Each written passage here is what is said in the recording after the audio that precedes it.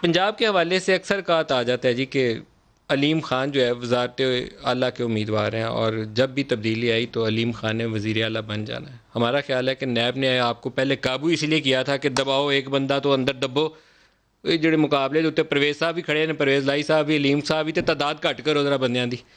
ملک صاحب میں تو آپ کو دوست سمجھ کے آیا تھا، تو آپ تو میری پہلی نوکری کے پیچھے بھی پڑ گئے.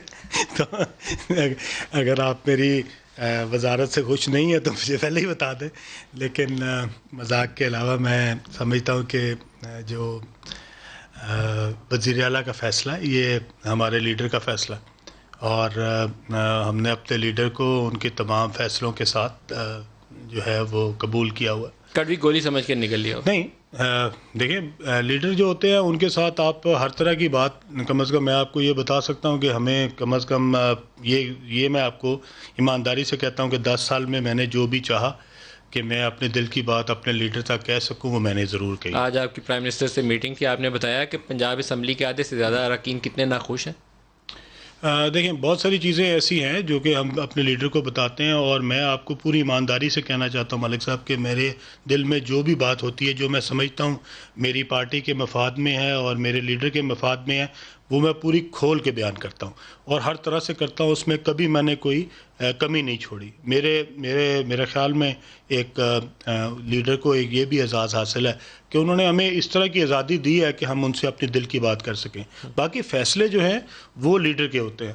ہمارا کام جو ہے ان کو اپنے مطابق جو ہمارے خیال میں بہتر بنتا ہے ہم ان تک ضرور پہنچاتے ہیں. لیکن اس کے بعد اگر انہوں نے فیصلہ کیا ہے اور عثمان بزدار صاحب کا کیا ہے تو ہم ان کے ساتھ ہیں، کیونکہ ان کے فیصلے کے مطابق اگر وہ ہم سے بہتر ہیں یا باقی جو ہماری اسمبلی ہے اس میں سب سے بہترین چوائس ہیں تو ہم ان کی فیصلے کے ساتھ ہیں. شہباز شریف ایک اچھے منتظم کے طور پر جانے جاتے تھے. ان کے اوپر الزام یہ تھا کہ انہوں نے پاپولر جو منصوبے ہیں نا، میٹرو بنا دو، اورنج لائن بنا دو، اس میں 500 ارب روپیہ انہوں نے کھپا دیا جو تعلیمی اداروں پہ بن سکتا تھا، اسکول، ہیلتھ سینٹر بن سکتے تھے. یا ان کے اوپر الزام یہ ہے کہ ان کے بچوں نے یہ ہنڈی حوالہ کے ذریعے پیسہ کمایا، لیکن ان کی شہرت اچھے منتظم کی ہے کہ انہوں نے لاہور میں ترقی کے لیے بہت کام کیا.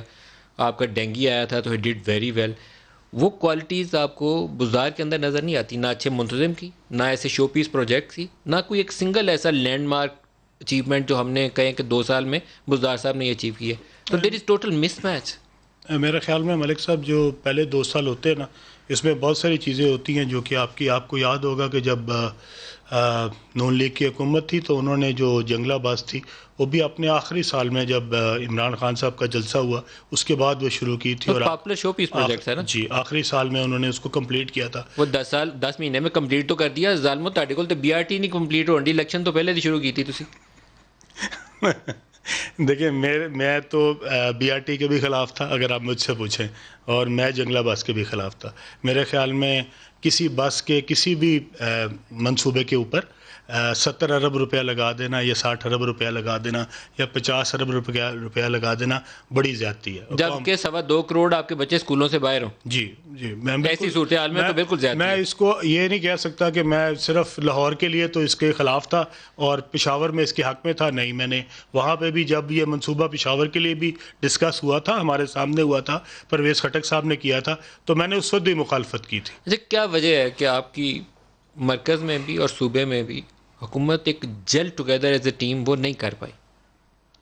میں نہیں یہ سمجھتا کہ ملک صاحب اس میں کوئی جیلنگ کا کوئی ایشو ہے. میرے خیال میں چونکہ لیڈر جو ہے وہ ایسا ہے جس کے اوپر ہم سارے جو ہیں وہ یک زبان ہیں، تو اگر ان کی طرف سے کوئی ڈائریکشن ہوتی ہے، اب دیکھیں اب کپتان ہوتا ہے، اس نے دیکھنا ہے کہ کون سا اوپننگ بیٹسمین ہے، کون سا 1 ڈاؤن ہے، کون سا 2 ڈاؤن ہے. اگر کپتان سمجھتا ہے کہ کسی کو اوپننگ بیٹسمین کے طور پہ بھیجنا ہے تو میرے خیال میں باقی لوگوں کا اس پہ اعتراض جو ہے وہ نہیں بنتا.